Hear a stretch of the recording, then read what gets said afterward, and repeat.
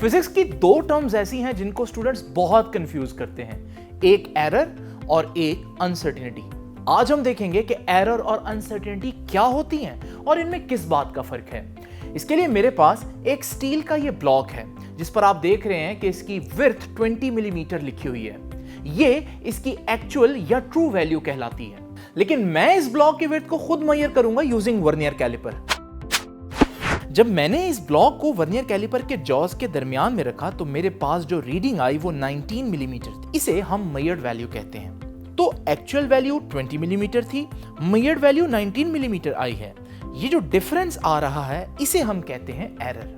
So, error is defined as the difference between actual value and measured value। मगर सोचने की बात है कि ये एरर क्यों आया। जब मैंने गौर किया तो मुझे पता चला कि हमारे इंस्ट्रूमेंट में एक प्रॉब्लम थी। जब मैंने स्टील ब्लॉक को रिमूव करके वर्नियर कैलिपर के जॉज को क्लोज किया तो रीडिंग 0 आनी चाहिए थी, लेकिन रीडिंग 0 नहीं आ रही। ये 0 एरर कहलाता है और इसी वजह से हमारी मेजर्ड वैल्यू में एरर आ रहा था। लेकिन एरर की खास बात यह है कि एरर को खत्म किया जा सकता है। अगर मैं 0 एरर खत्म कर दूं और फिर मैं इस ब्लॉक की थिकनेस मेजर करूं तो फिर थिकनेस 20 मिलीमीटर ही आती है। So this is how we eliminate errors in our measurements. Now let's discuss uncertainty in a measurement. अभी वर्नियर कैलिपर इस ब्लॉक की रीडिंग 20.0 मिलीमीटर ही बता रहा है, यानी बज़ाहिर कोई एरर नहीं। हम देख सकते हैं कि वर्नियर कैलिपर डेसिमल के बाद सिर्फ एक डिजिट बता रहा है। But what about second decimal place? कहीं ये 20.0 मिलीमीटर की रीडिंग 20.01 तो नहीं, या 20.02 तो नहीं? इसका मतलब सेकंड डेसिमल प्लेस मालूम ना होने की वजह से मैं इस मेजरमेंट के बारे में कुछ अनसर्टेन हूं। लेकिन सेकंड डेसिमल प्लेस के बारे में इस अनसर्टेनिटी से कैसे डील किया जा सकता है? इसके लिए मैं एक और इंस्ट्रूमेंट लेकर आऊंगा जो ज्यादा प्रिसाइज है और सेकंड डेसिमल प्लेस भी बता सकता है।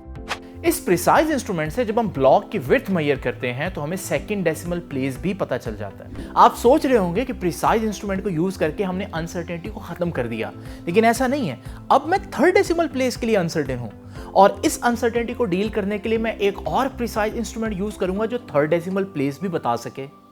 इस इंस्ट्रूमेंट पर मौजूद रीडिंग देखकर मुझे थर्ड डेसिमल प्लेस तो कंफर्म हो गई, मगर फोर्थ डेसिमल प्लेस के बारे में मैं स्टिल अनसर्टेन हूं। इसका मतलब तो यह हुआ कि प्रिसाइज मेजरिंग इंस्ट्रूमेंट्स के यूज से अनसर्टेनिटी को कम तो किया जा सकता है, लेकिन खत्म नहीं किया जा सकता।